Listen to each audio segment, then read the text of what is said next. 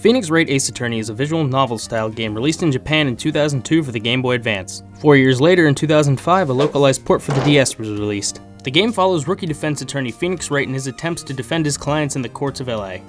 The game is split into two segments. There's the investigation segments where you search for evidence to use in court, and the court segments where you present the evidence that you found to defend your client. The game spans 5 different cases, each with different characters, settings, twists and turns, but only a single charge: murder.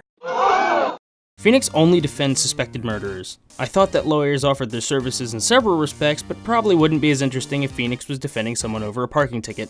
Being a visual novel, the gameplay is limited. Like I said, in the investigation sequences, you search for clues and talk to people, and in court you choose evidence to throw at the prosecutor.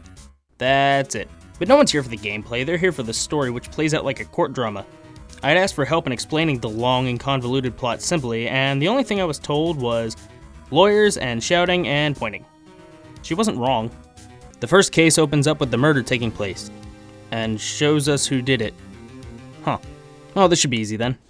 We move to the courtroom lobby where Phoenix is a nervous wreck for his first trial. He's accompanied by his mentor/boss, Mia Fey. Knock that off, I'm trying to do a show here. And his client/childhood friend, Larry Butts, who's given up on life, not just because his girlfriend was the murder victim, but because he's the suspect too. Phoenix explains that Larry has a bad rap and bad luck, and that when something smells, it's usually the butts.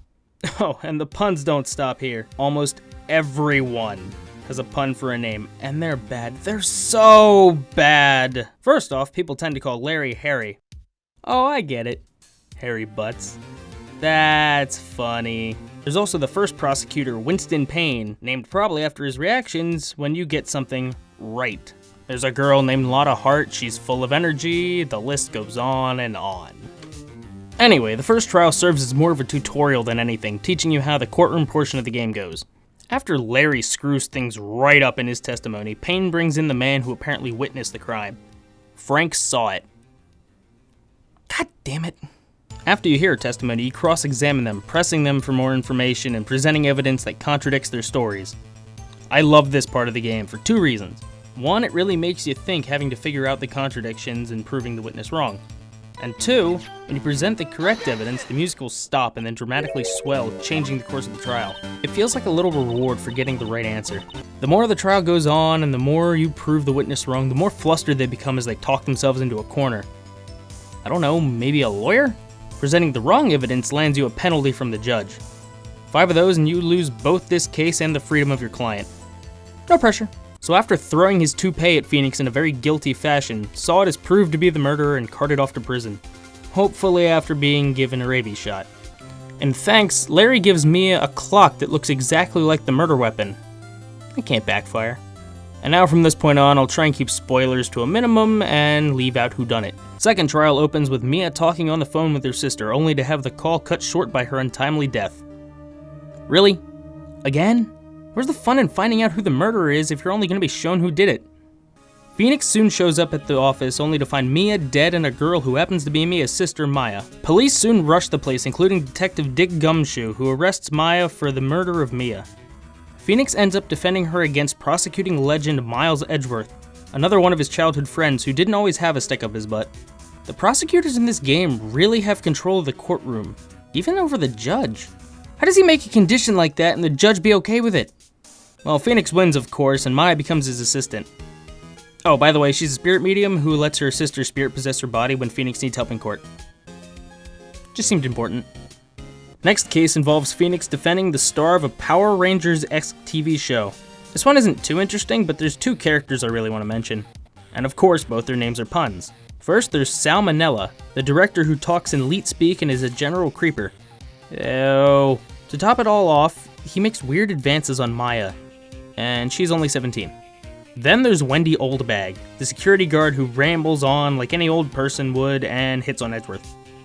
Phoenix wins the case and becomes more or less friends with the client, Will Powers. Why do I hate myself?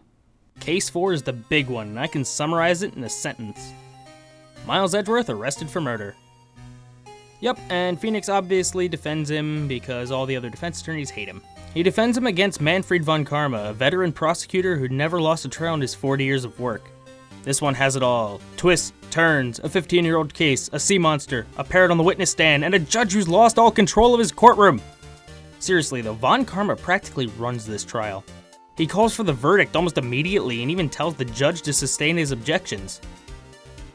Judge should hold him in contempt. One of the things about the judge I forgot to mention is that, unlike our courts, these lack a jury and the judge is the end-all be-all of the legal process. Another thing is that he's incredibly lenient on perjury. Everyone on the witness stand plays the, oops, did I forget to mention this? Or the, did I say I was doing this? I really meant I was doing that. It's not even funny. This trial also explains how Phoenix became an attorney. Back when he was in elementary school, he was accused of stealing another classmate's lunch money and was put on trial for it. All the other kids called him a liar when he said he didn't do it, and then all of a sudden he's defended by both Edgeworth and Larry. This made Phoenix want to protect those who couldn't protect themselves. But he said screw that, went to art school, almost got arrested for murder there, and then actually went to law school, but that's not till the third game, so... Oh, sure, something that happened in elementary school caused him to become a lawyer.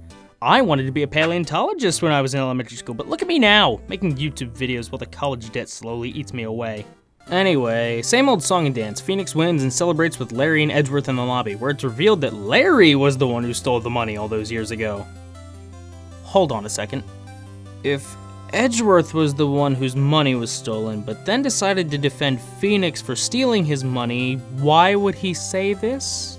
The fourth case marks the end of the game that was released on the Game Boy Advance. The DS port includes one more fustercluck of a case. After Maya leaves to do more spirit medium training, she quickly gets replaced by Emma Skye, sister of Chief Prosecutor Lana Skye, who had, of course, just been arrested for murder. She asks Phoenix to defend her sister because what else is he gonna do? This is one of my favorite game series. The suspense and drama is really what keeps you invested. I will say it's not for everyone considering it's so text heavy and there's not much along the lines of gameplay. But if anything I said sounds interesting, give it a try. Or maybe check out the anime, which is going strong right now. Nothing new ever killed anyone. Objection! Hey there, thanks for watching. Why not give it a like or a comment? And while you're at it, maybe subscribe? Come on, it's free.